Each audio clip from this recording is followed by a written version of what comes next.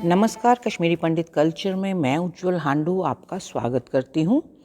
ललवाकों की श्रृंखला को आगे बढ़ाते हुए आज मैं आपके लिए लेकर आई हूँ 2 और ललवाक, यानी ललदत के कहे हुए वचन। ललदत स्वयं एक योगिनी थी।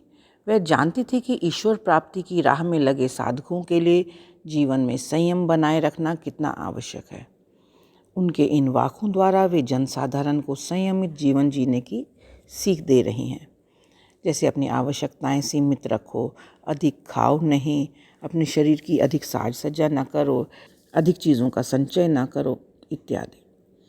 अपने इन वाकों द्वारा वह जनसाधारण को समझाती हैं कि अपने इस अमूल्य जीवन को केवल भोग उपभोग में मत गंवाओ। जिसे तुम सुख समझ रहे हो वही तो वास्तव में दुखों का कारण है, क्योंकि वह अस्थायी सुख है।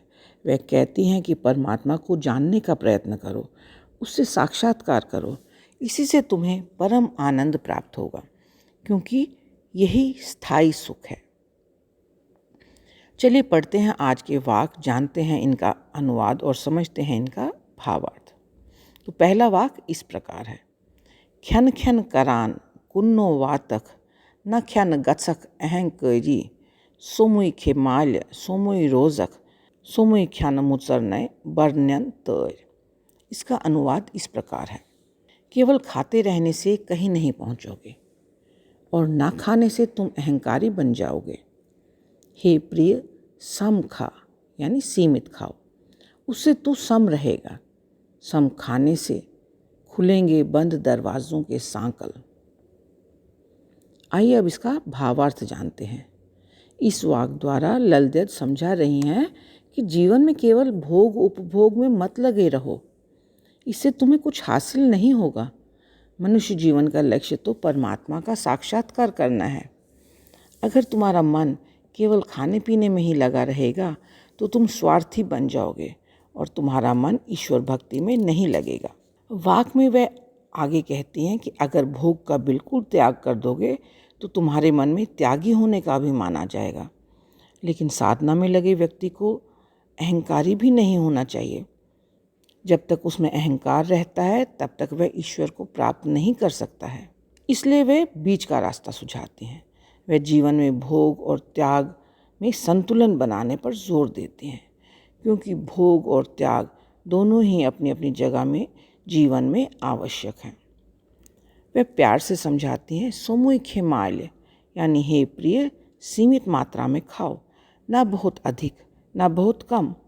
भोजन उतना ही करो जितना जीवित रहने के लिए आवश्यक हो, क्योंकि इससे तेरे जीवन में संभाव आएगा। जब भी व्यक्ति के मन में संभाव होता है तो वह सबको समान दृष्टि से देखता है। उसके लिए कोई अपना या पराया नहीं रहता। उसका हृदय उदार हो जाता है। साधना के लिए यह स्थिति आनी बहुत ही आवश्यक है। वाक्य की अंतिम पंक्ति में वह सीमित मात्रा में खाने के फायदे बताती हैं कि सीमित भोजन करने से साधक के लिए सफलता के द्वार खुल जाते हैं और वह इस दुनिया से परे उस वास्तविक सत्ता का साक्षात्कार करता है। आइए अब पढ़ते हैं आज का दूसरा वाक, जो कि इस प्रकार है। मूढ़ो क्रय छैन दारुण तो पारुण, मूढ़ो क्रय छैन रचिन काय, मूढ़ो क्रय छैन देह सन दारुण, सहज व्यचारुण छुई वोपदेश। इसका अनुवाद इस प्रकार है। हे मूर्ख, तेरा कार्य केवल चीज़ें इकट्ठा करना और स्वयं को सजाना संवारना नहीं है। हे मूर्ख, तेरा कार्य केवल शरीर को पालना नहीं है। हे मूर्ख, तेरा कार्य केवल शरीर को रिष्ट पुष्ट करना नहीं है। सहज का चिंतन ही तेरे लिए उपदेश है। आइए अब इसका भावार्थ जानते हैं।